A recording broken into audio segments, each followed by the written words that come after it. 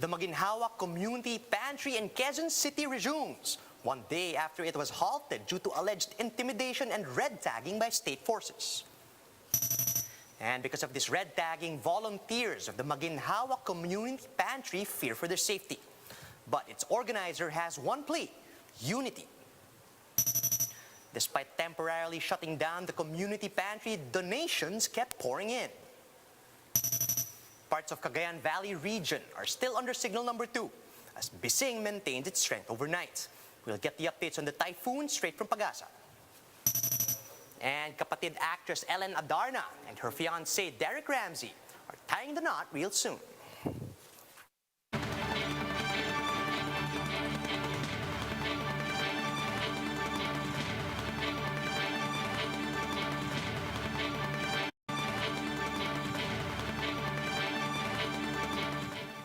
Fast, focused, and fearless. Here's everything you need to know as you jumpstart your day. I'm Charles Lejano. The Maginhawa Community Pantry has reopened this morning after a day-long hiatus yesterday.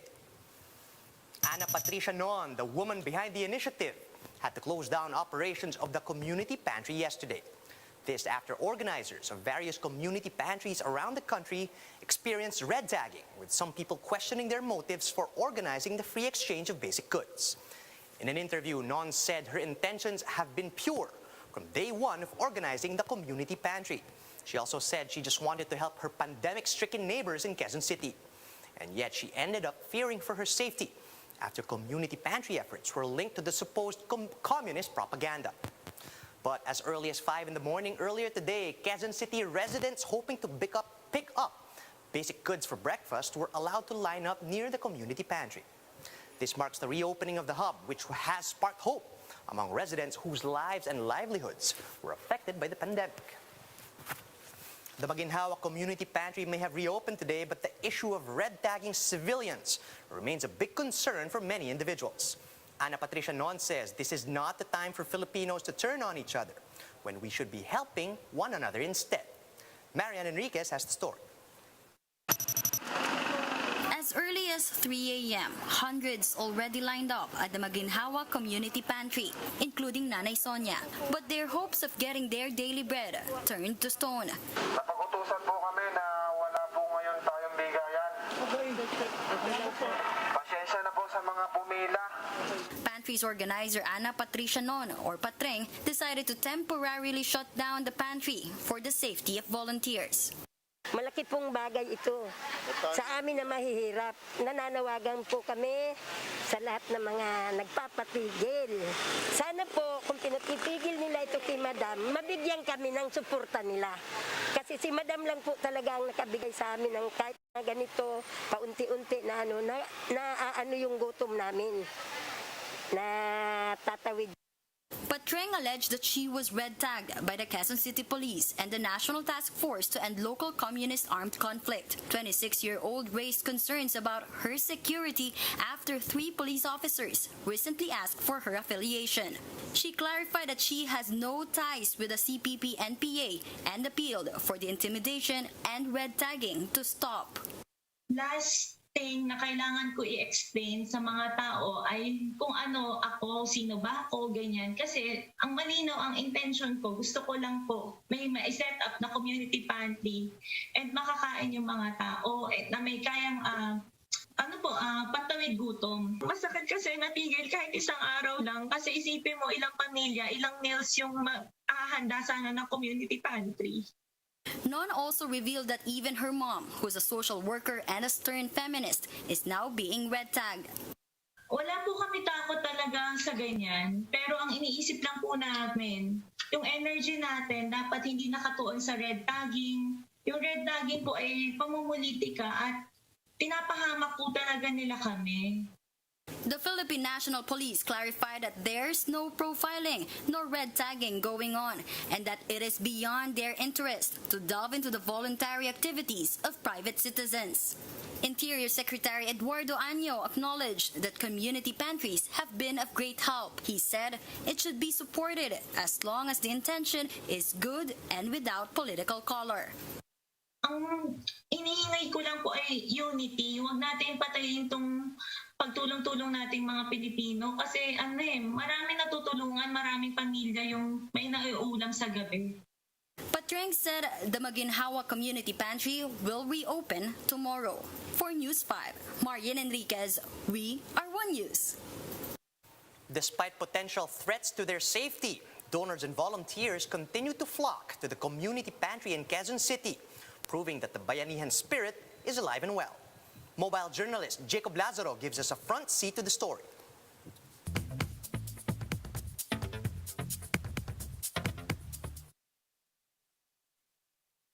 On Tuesday, the Maginhawa Community Pantry had to stop operations because of fears over red tagging. Yet donations kept on coming.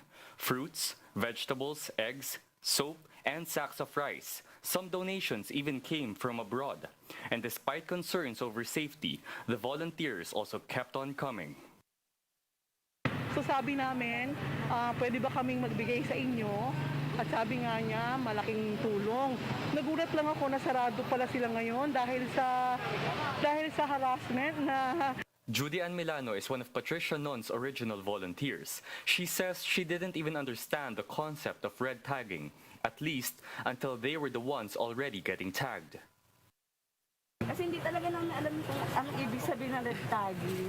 Nung nabasa namin, natakot kami. Sabi ko, baka madami tayo. Ano yun? Sabi ko, nag-volunteer lang tayo. Anong mangyayari sa atin? Sabi ko, gano'n. With operations suspended for the day, the Maginhawa Community Pantry decided to farm out the arriving donations to nearby pantries.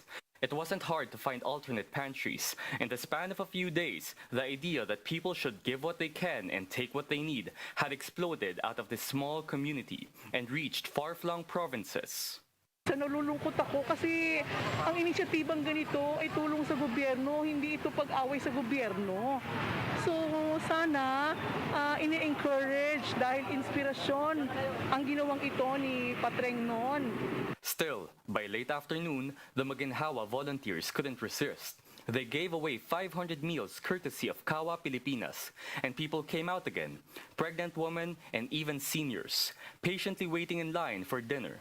Tonight, this was truly a community pantry. Pagkain namin araw-araw, syempre kulang naman kasi yung ayudang binibigay ng gobyerno.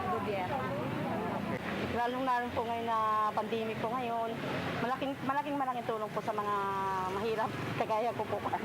Non says that she will eventually reopen the Maginhawa Community Pantry as soon as she is assured of her staff's safety.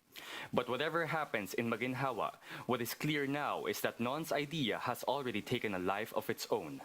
I'm Jacob Lazaro and we are One News. On to some weather updates. Parts of Luzon are still under tropical cyclone wind signals due to Typhoon Bising. Signal number 2 has been raised over the eastern portion of Cagayan and Isabela, while signal number 1 is up over Batanes, the rest of Cagayan, including the Babuyan Islands, the rest of Isabela, and the entire provinces of Quirino and Apayao. The same goes for the eastern portions of Kalinga, Mountain Province, and Ifugao, as well as the northern and central portions of Aurora, Polillo Islands, and the northern portions of Camarines Norte and Catanduanes, and the northeastern portion of Camarines Sur. At this point, we have Pag-asa weather forecaster Joey Figuracion joining us on the line to give us the latest on Typhoon Bising. Joey, good morning. Could you tell us where Bising currently is at? Good morning, Charles. As of 4 a.m. Today, it was spotted at a distance of 395 kilometers east of Tuguegarao City, Cagayan. Still, at the last 24 hours, it's maintained its strength with maximum sustained winds of 175 kilometers per hour near the center and a gustiness of 215 kilometers per hour. It's now heading north-northwestward at a speed of 15 kilometers per hour, Charles. Thanks for that update. Are we expecting Bising to weaken into a severe tropical storm anytime soon? As it coursing towards the north, it's expected to weaken because it is encountering the ridge or the high pressure areas, and before exiting in our area of responsibility on April 25, that was on Sunday, it is expected to weaken. Right, so we're expecting Bising to weaken, and it is farther north now. Until when do we expect to see tropical cyclone wind signals raised due to Bising? As of our projected track, there's still a slim chance of making landfall, Charles, but the tropical cyclone wind signal will still be in effect for the next 24 to 48 hours, especially on the eastern side of northern Luzon. All right, Joey, when do we expect the typhoon to exit the PAR, and what will the weather be like generally today? For the next 24 hours, still the effect of Bising will prevail over northern Luzon. So rains and stormy weather is still expected more onto the eastern side. But before it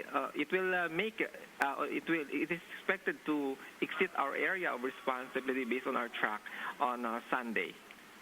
All right, Joey, right now is Pag-asa tracking any other weather disturbances nearing the PAR? So far, no incoming weather disturbance in our area of responsibility, Charles. All right, thanks for those updates. That was Pag-asa weather forecaster Joey Figuracion.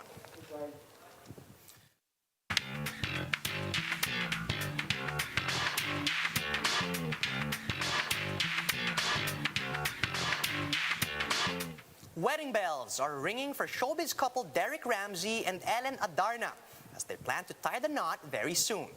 MJ Marfori gives us details. We're looking July, August, sometime in July and August.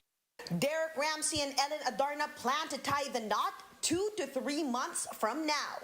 In a no-holds-barred interview with Christy Foreman on 1PH, Derek said his beliefs on numbers have influenced their decision. Importante sa akin ang numbers. So kailangan yung wedding date namin nag-add to 11. Derek Ramsey, that's 11 letters. Adarna, 11 letters. Yung anniversary namin adds to 11. Derek said he never felt this happy compared to his previous relationships. He said he has had difficulty thinking if his then-girlfriends were already the one. Alam niyo naman na ako gusto ko na naman talaga magpakasal, pero ayokong magpakasal sa maling tao. Ellen and Derek announced their engagement on March 30. They confirmed their relationship late February, but not without keeping the internet abuzz weeks prior. For News 5, MJ Marfori, we are One News. And that's how the day is shaping up to be. Join us later at 10 a.m. as we monitor the day's biggest stories from sunrise to sundown.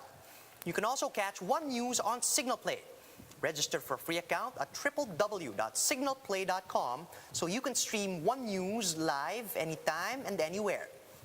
I'm Charles Lejano. Mask on, wash hands, and stay safe, Philippines. We are One News.